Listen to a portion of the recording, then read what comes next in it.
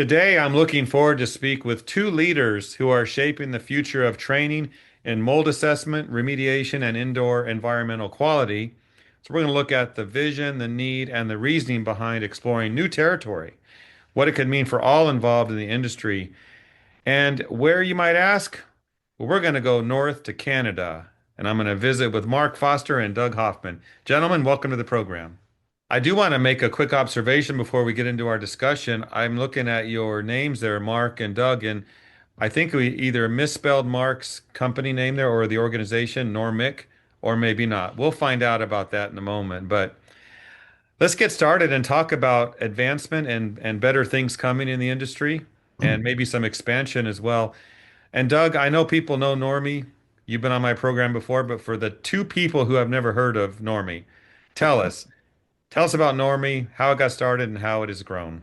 Thank you so much, Jeff. So NORMI, National Organization of Remediators and Microbial Inspectors, actually was founded in July of 2004, and we were created for the purpose of supporting training and certification for the Louisiana state licensing law, which was the first state in the union to actually have a licensing law for the mold industry. And of course, they licensed remediators. Then in January of 2005, we actually became a licensed training provider for the state of Texas. Since then, we've continued to build our relationship with the states, being a stakeholder in writing some of the licensing laws, or at least helping to write some of those licensing laws. And now we've been a national organization throughout the United States for 21 years. We just had a birthday this last summer, which is pretty cool. And so we're now in a place where we're doing training not only on mold, but really in the microbial world, Jeff. And you know as well as I do after 2020 that the mold world obviously was expanded in a lot of people's thinking to deal with more than just mold, but microbial contamination. We've always been kind of a leader in the training of this industry on the IAQ, indoor air quality world. And coming from building science, we've been able to kind of marry those two industries and talk with folks about how they can create cleaner, safer, healthier indoor environments. Thank you, Doug. And it's always a pleasure to work with you. You guys are doing great things. Let's pivot over to Mark Foster. First of all, tell us about yourself. But I noticed there's an extra letter in the name there. I can't wait to hear why that is. Yeah, I'll I'll touch on that in a moment. So again, Mark Foster, out of Vancouver. We have a company called Foster First Solutions. It's about 25 years old, and several years ago, at the urging of a couple of American manufacturers, we took on the opportunity of importing and distributing professional products for remediators for cleaning up mold, and as well as recently products that clean up illicit drugs on surfaces and in the air. So a wide customer base, everything from remediators to DIYers to the police to hospitals to shelters. So on this journey, every so often, and it seems more in the last couple of years, we hear from customers that are desperate to find people that can do this type of work, this cleanup work. And there seems to be a number of cases where they're not finding either the people with the ability or with the evidence that there's some training been taken to be able to do this. So there's, it's a little insecure for people to, especially people that are dealing with allergies and high sensitivities to mold, or cleaning up meth homes. So about almost a year to the month, I started questioning or reaching out to insurance companies, home inspection companies, a couple of levels of government here in BC to find out what the accepted minimum standard was of training. And after many phone calls, including, if I didn't say home inspection companies,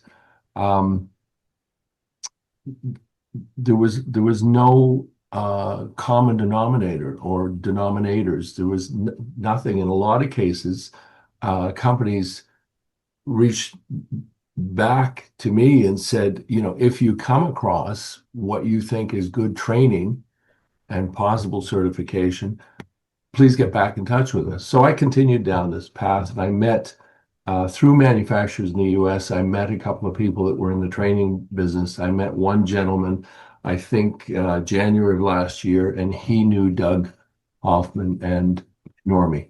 So Doug and I started a conversation back in January. There's some big news here. Doug, it's all yours. Tell us about it. There is some big news here, and I'll just tell you the foundation for this really came from a long time ago. We found out, as I've said before, and you and I've kind of joked about this, Jeff, but I've always said the only people who need what we have are people who breathe. This mold training program is really kind of an international issue. I've done training in Seoul, Korea. I've done training in Toronto, just got back from Australia. We've had training in the UK, but we've never really had a structured partnership with anyone in those foreign countries. And one of the reasons why is because on the international scene, one of the things that frankly kind of concerned me is that I have enough dealing with the local licensing laws and dealing with the English language, that to think in terms of other languages and other customs and other regulations, it was just something I wanted to do and we wanted to do with NORMI, but something that we realized we had to have somebody that was stationed in that particular country that really understood that country and knew that mold was not a four-letter word, that there was actually you're in the middle of mold in Canada, MOULD. And so we needed somebody who really could be in touch with those regulations. And when I met Mark last year, it took us a long time, obviously a lot of discussion and talking, but I think I'm so happy that we have found him, being able to partner with him and establish essentially a chapter in Canada. And one of the things that excited me was Mark said from the very get-go, he said, I want to handle all provinces. And I said, I'm in. Let's make this work. And so to have somebody that I feel so comfortable with, trust, know he's going to protect what we've built, he's going to be able to take advantage of the credibility that we have in the States, but I think it take it to another level in a foreign country where they need desperately what I think we have to offer. I just can't tell you how excited I am about that and about being able to partner with Mark. So what you're saying is NORMI is expanding to Canada. That's it, in a That's word. that's the news. And the C in Mark's name there, it says NORMIC. Is that C for chapter or Canada? Canada. Okay, I C know. for Canada. Yes, Can sir. I speak to that for a moment because You can. it has a dual purpose. It is NORMI of Canada, but the word, if you look it up, means generally valid or normal. So I thought, given the business, that's a good stamp. Absolutely. Hey, Doug, how does the Canadian market align with NORMI's mission and standards as it is right now? And talk about that a little bit. Yeah, I think what's interesting is, and I found this out in Australia, so I think there's quite a bit of similarity here, Jeff. Oftentimes, the countries have a tendency to follow what the United States has done, in particular, this particular topic. And I don't mean to be, to denigrate in any way Canada, but I think that they've not stayed up, as it were, with a lot of the newer technologies and a lot of the newer training. We're a little ahead of that. And so I think what we're able to bring to the table is a structure that we hope will become the structure for even some licensing and certification and training and maybe even apprentice programs and all of those sorts of things, because they're not quite there yet. And so we're hoping that we can bring to the table a standardized process where we can say, okay, if you're looking to standardize the process, here's something that's credible, that works in the States. Can we help? And that really is our position. It's not in any way to go go in and take over or be a big shot. Is to be able to go in and say, here's something that we know works in the States. Is there a way we can help you work it in Canada? The fact, Doug, that you've been doing this for 25 years and building this and building it out so that there is a structure that instead of us just starting up right out of the blue here, we've got, you guys, excuse me, to lean on a little bit so that we can actually get a lot more people's attention and show that there's a validity to this that you can't find elsewhere. Mhm. It's always good to have good partners and to help each other in the industry. We all know we have the same goals, different ways to get there, obviously. But Mark, I want to go to you and get your thoughts on what this means for the needs, the gaps, and opportunities of all those up in Canada doing this type of work and those who are impacted by mold and contamination.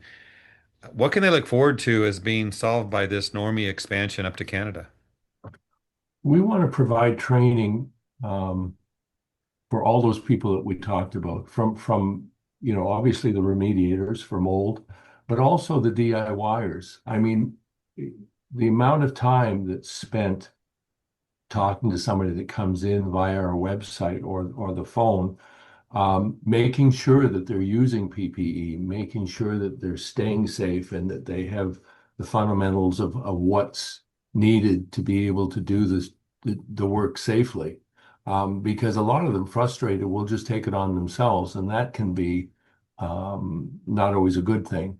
So we hope to not only entertain those that Doug has been training in the US all these years, now in Canada, but we also want to put out some form of training or just information or education to people so that they're more informed and everybody's safer and healthier as a result.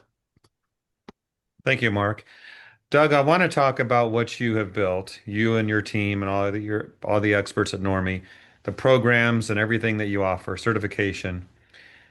I know we've touched on it a bit, but talk about how that will work in Canada. And are there going to be any expanded opportunities because of a different market to be considered?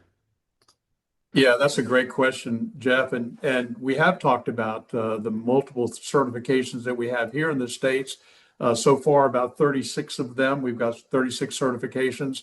Many of those will be applicable, of course, in Canada. But what's interesting is that as we're going through now and looking at our classes and finding which ones we can utilize there, I think there is an opportunity that's a little broader than we have here in the States. If I could talk about that for a second, I think what's really cool is initially I thought, well, we'll have to go through our classes and we'll definitely have to utilize find and replace and change all the four-letter words of mold to five-letter words for MOULD. But more than that, and the difference between, they're in the metric system and we aren't. So there's those kinds of changes that we have to make in our existing training. But I think more than that, what Mark has brought to the table, I think, is a really clear understanding of how we can help in ways that we have not been able to help in the States. For example, I think the drug cleanup class, there's a need for that here in the States. But in some ways, there's a more of an awareness in Canada. And so we're introducing a new certification, drug cleanup class that I think is going to be extremely helpful to them. We've talked a lot about First Nations, and First Nations is a really big deal in Canada. We don't have anything that's really similar to that in the United States, but this is the Indigenous people who actually, were the ones who were there originally in Canada, and they've got an entire community that needs what we have to offer because of their housing needs. We have not talked a lot about military, but as we've been doing that in the States of broadening our training for military and military families, we know that that's going to be something that's going to be an add-on to what we're doing in Canada. So I think there's going to be more and more and more opportunity. Obviously, we got to walk before we run. We're going to start with some of our basic classes to begin with when we launch in January. But the reality is that I think it's in some ways kind of unlimited as to what we're going to be able to do as we massage and move a lot of the things that we're doing to make that fit what's happening in Canada. And I'd like to add to your comments, Doug. Last week I attended the fifth annual First Nations Housing Professional Association, which is comprised of housing managers from the 600 First Nations communities across Canada that come for education. There's a number of industry leaders as well as representation in types of housing, construction, mold remediation, cleanup, and things like that. But my point is that this organization is only 5 years old, and its grassroots were simply the fact that there was no organization when it came to funding that was coming into the communities. A lot of, if you do some research on First Nations in Canada, you'll find out in the last 10, 15 years, a lot of funding has come to First Nation communities in Canada because of the Truth and Reconciliation process, where the federal government determined that the First Nations were owed certain amounts of money. So money has been moving to those First Nations on a regular basis, and it's a question of properly managing it in conjunction with the issues that they're facing. So, First Nations communities are not limited to it. All communities are, but first, fentanyl and especially methamphetamines are a huge problem. When I was there last week, I was absolutely inundated with people wanting information on products that would clean it up, measure it after cleanup. It really did surprise me how much bigger it is than I thought it was. But anyway, I felt it was worth adding something to that because, to your point, Doug, it is a huge, huge problem.